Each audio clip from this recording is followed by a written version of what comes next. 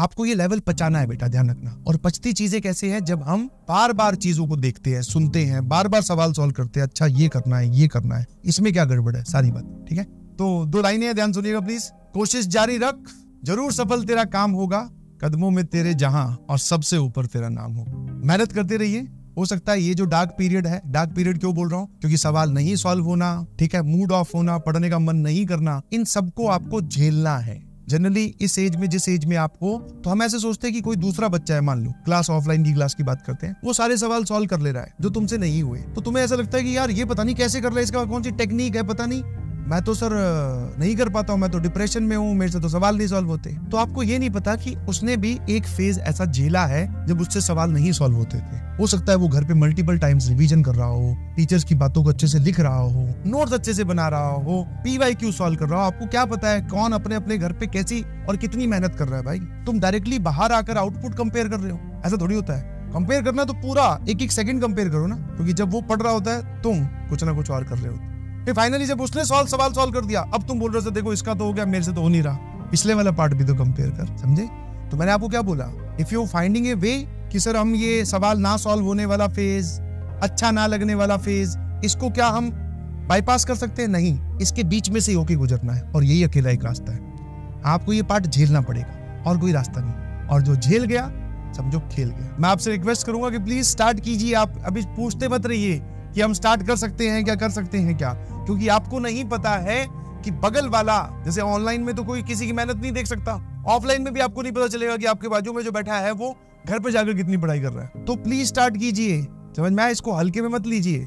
और ये जो जेईई की प्रिपरेशन है, इट इज नॉट लाइक कि मैं चाह रहा हूं इसलिए तू पढ़। जब तक तू खुद नहीं चाहेगा पढ़ने के लिए तो फिर पढ़ नहीं पाएगा।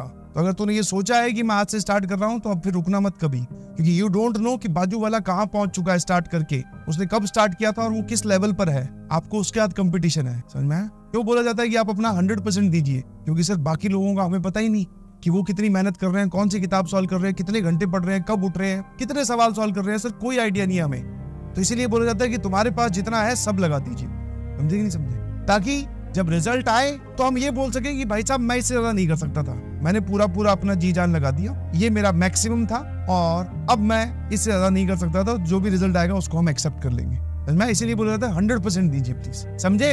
आगे आने वाले टेस्ट जितने भी इस बैच में होने वाले हैं, उन सबका आप एक एनालिसिस की शीट बनाओगे। एनालिसिस बहुत ही सिंपल सवालों के जवाब देने हैं। पहला सवाल कि नंबर ऑफ क्वेश्चन जितने आप अटेम्प्ट करके आए एक्चुअल में। दूसरा उसी के नीचे नंबर ऑफ क्वेश्चन जितने अटेम्प्ट हो जाने चाहिए थे उस पेपर में। मतलब आपको ऐसे पेपर से खत्म होती तुरंत पता चला होगा ना, अरे यार ये 2 सवाल और सही कर सकता था। फिर number of questions, number of easy questions. आपने पेपर देखा, आप अपने हिसाब से देखो कि इनमें से आसान सवाल कौन सा है। एंड नंबर ऑफ, अब चौथा सवाल, तीसरा सवाल क्या होगा, नंबर ऑफ इजी क्वेश्चंस का जवाब आप लिखेंगे। नंबर ऑफ, चौथा सवाल, number of easy questions which you attempted. वो आसान सवाल तो आपने देख ली पेपर खत्म होने के बाद में, ये आसान है, ये आसान है, ये नोट से, ये डायरेक्ट है, ये सारे आसान है। उन आसानों में से आपने कितने किए। नंबर ऑफ डिफिकल्ट क्वेश्चंस, आपके हिसाब से डिफिकल्ट मार्क कीजिए, और डिफिकल्ट में से भी आप कितने अटेम्प्ट करके आए हो। और अगर आप उसके साथ कुश्ती कर रहे हो पेपर में, तो that is a wrong sign, समझ में आया ना।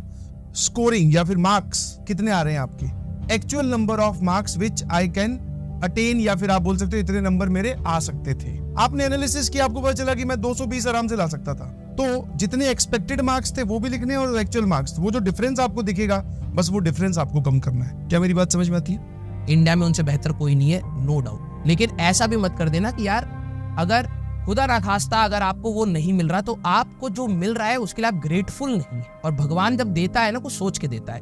अब आपको मान लीजिए कोई भी चीज मिली XYZ, जो आपने सोचा वो नहीं मिली, और आप उस पर हर दिन थूक रहे हो।